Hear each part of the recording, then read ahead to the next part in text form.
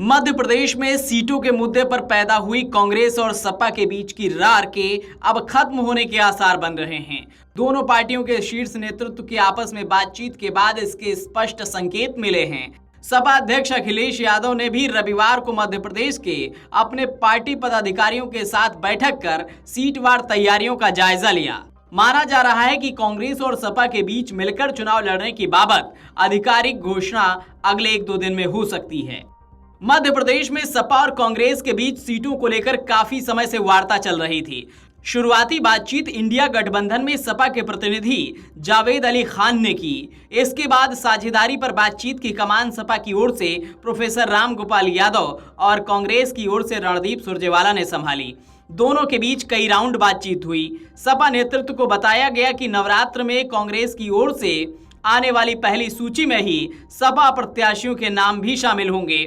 सपा का कहना है कि गठबंधन के तहत 6 सीटें उसे देने की बात हुई थी।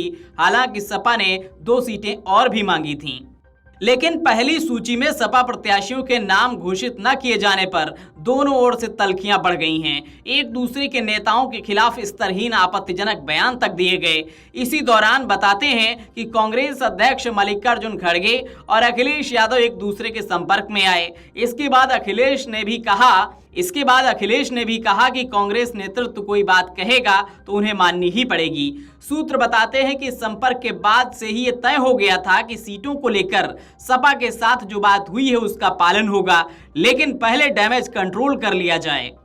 सपा मुख्यालय पर रविवार को हुई मध्य प्रदेश के पदाधिकारियों के साथ बैठक में भी कांग्रेस के साथ मिलकर चुनाव लड़ने के संकेत दिए गए। अखिलेश यादव ने यह समीक्षा बैठक भी की कि कौन प्रत्याशी जिताऊ स्थिति में है और कहां ज्यादा मेहनत करने की जरूरत है। सपा मध्य प्रदेश में कुल 33 उम्मीदवारों की सूची जारी कर चुकी है। गठबंधन के तहत चुनाव लड़ने के बारे में सपा के मुख्य प्रवक्ता राजेंद्र चौधरी से संपर्क किए जाने पर उन्होंने कहा कि सपा की लड़ने वाली सीटें घट बढ़ सकती हैं। फिलहाल मध्य प्रदेश के सियासी रण में समाजवादी पार्टी अपने 33 उम्मीदवारों का ऐलान पहले ही कर चुकी है।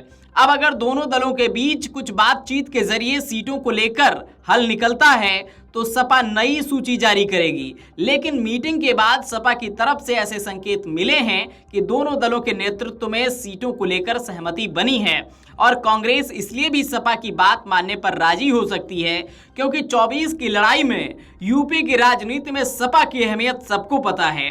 ऐसे में एमपी की सीटों के विवाद को लेकर अगर अखिलेश इंडिया गठबंधन से कहीं अलग हो गए तो कांग्रेस के लिए 2024 का रास्ता तो कठिन होगा ही साथ इंडिया गठबंधन में दरार के मुद्दे पर बीजेपी को हावी होने का मौका मिल जाएगा। इसलिए कांग्रेस आलाकमान बड़ा दिल दिखाते हुए एमपी की कुछ सीटों पर सपा के साथ समझौता कर सकती है, जिसका ऐलान जल्द होने की उम्मीद है। Video desk अमरउजाला.com।